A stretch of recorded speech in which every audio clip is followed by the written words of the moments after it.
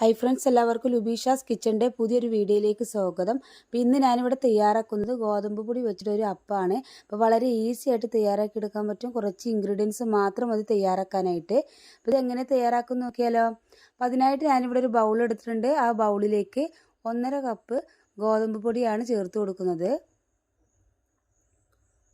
അതിനുശേഷം ഇതിലേക്ക് ഞാൻ ചേർത്ത് കൊടുക്കുന്നത് സബോളയാണ്. അപ്പോൾ ഒരു സബോള ചെറുതായിട്ട് കട്ട് ചെയ്തിട്ട് ഇതിലേക്ക് ചേർത്ത് കൊടുക്കാം. ഈ സബോളക്ക് പകരം ചെറിയ ഉള്ളിയും ചേർത്ത് കൊടുക്കാവുന്നതാണ്. ഇനി ഇതിലേക്ക് എരിവിന് ആവശ്യമായിട്ടുള്ള പച്ചമുളക് ചെറുതായിട്ട് കട്ട് ചെയ്തിട്ട് ചേർത്ത് കൊടുക്കാം. ഒരു പച്ചമുളകാണ് ചേർത്ത് കൊടുത്തിട്ടുള്ളത്. അതിനുശേഷം കറിവേപ്പില, 2 തണ്ട് കറിവേപ്പില കട്ട് ചെയ്തിട്ടാണ് ചേർത്ത് കൊടുക്കുന്നത്. ഇനി ഇതിലേക്ക് അരമുറി നാളികേരം ചിരകിയതും കൂടെ ചേർത്ത് കൊടുക്കാം. ഈ ആവശ്യത്തിനുള്ള ഉപ്പ് ചേർത്ത് കൊടുക്കണം. അതിനുശേഷം കുറച്ച് വെള്ളം ചേർത്ത് കൊടുത്ത് ഒന്ന് മിക്സാക്കി എടുക്കുന്നുണ്ട്. അപ്പോൾ ഒരുമിച്ച് വെള്ളം ചേർത്ത് കൊടുക്കരുത്, കുറേശ്ശെയായിട്ട് വേണം വെള്ളം ചേർത്ത് കൊടുക്കാനായിട്ട്. അപ്പോൾ ആദ്യം കുറച്ച് ചേർത്ത് കൊടുത്ത് ഒന്ന് മിക്സാക്കി എടുക്കുന്നുണ്ട്. അപ്പോൾ നല്ല തിക്കായിട്ടാണ് വന്നിട്ടുള്ളത്. ഇനി നമുക്ക് കുറച്ചും കൂടെ ചേർത്ത് കൊടുക്കാം.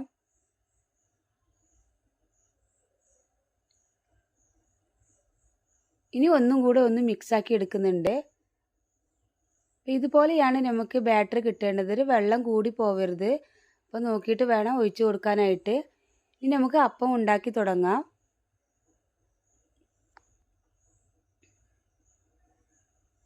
അപ്പോൾ നന്നായിട്ട് മിക്സ് ആക്കിയതിന് ശേഷം നമുക്ക് അപ്പം ഉണ്ടാക്കാം. ഇനി ഞാനിവിടെ ഒരു തവ വെച്ചിട്ടുണ്ട്. തവ ചൂടായതിനു ശേഷം അതിലേക്ക് ഗീ ആണ് ചേർത്ത് കൊടുക്കുന്നത്. അപ്പോൾ ഗീക്ക് പകരം നിങ്ങൾക്ക് വെളിച്ചെണ്ണയോ ഓയിലോ ചേർത്ത് കൊടുക്കാവുന്നതാണ്. അപ്പോൾ ഗീ ആണെങ്കിൽ ഒരു പ്രത്യേക ടേസ്റ്റ് തന്നെ കിട്ടും ഈ അപ്പത്തിന്. ഇതെല്ലാ ഭാഗത്തേക്കും ഒന്ന് ആക്കി കൊടുക്കുന്നുണ്ട്.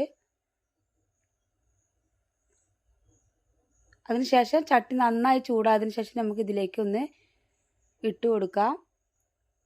പിന്നെ കൈ വെച്ചിട്ടാണ് ഇട്ട് കൊടുക്കുന്നത്. അതിനുശേഷം കൈ ഒന്ന് നനച്ചതിന് ശേഷം നമുക്ക് കൈ വെച്ച് എല്ലാ ഭാഗത്തേക്കും ഒന്ന് പരത്തി കൊടുക്കണം.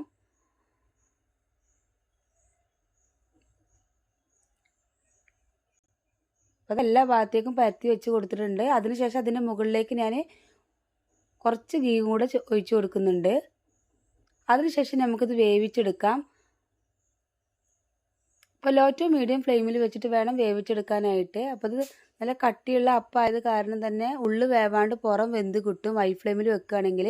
അപ്പോൾ ലോ ടു മീഡിയം ഫ്ലെയിമിൽ വെച്ചിട്ട് നമുക്ക് വേവിച്ചെടുക്കണം. അപ്പോൾ ഒരു സൈഡൊക്കെ ആയിട്ടുണ്ട്. എന്നിട്ട് തിരിച്ചിട്ട് കൊടുക്കാം. എന്നിട്ട് 2 സൈഡും വേവിച്ചെടുക്കണം.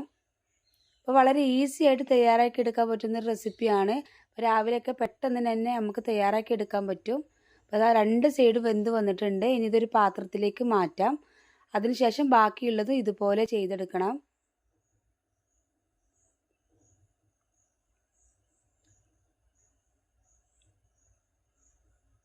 എല്ലാവരും ഇതുപോലെ ഒന്ന് ട്രൈ ചെയ്ത് നോക്കുക. ഈ വീഡിയോ നിങ്ങൾക്ക് ഇഷ്ടപ്പെട്ടിട്ടുണ്ടെങ്കിൽ ലൈക്ക് ചെയ്യുക. ഫാമിലിക്കും ഫ്രണ്ട്സുകൾക്കൊക്കെ ഒന്ന് ഷെയർ ചെയ്ത് കൊടുക്കുക. ഇതുവരെ സബ്സ്ക്രൈബ് ചെയ്യാതെ കാണുന്നുണ്ടെങ്കിൽ പ്ലീസ് ഒന്ന് സബ്സ്ക്രൈബ് ചെയ്യുക. സബ്സ്ക്രൈബ് ചെയ്യുന്ന സമയത്ത് തൊട്ടടുത്തൊരു കുഞ്ഞു ബെല്ലൈക്കൻ കൂടെ കാണാം.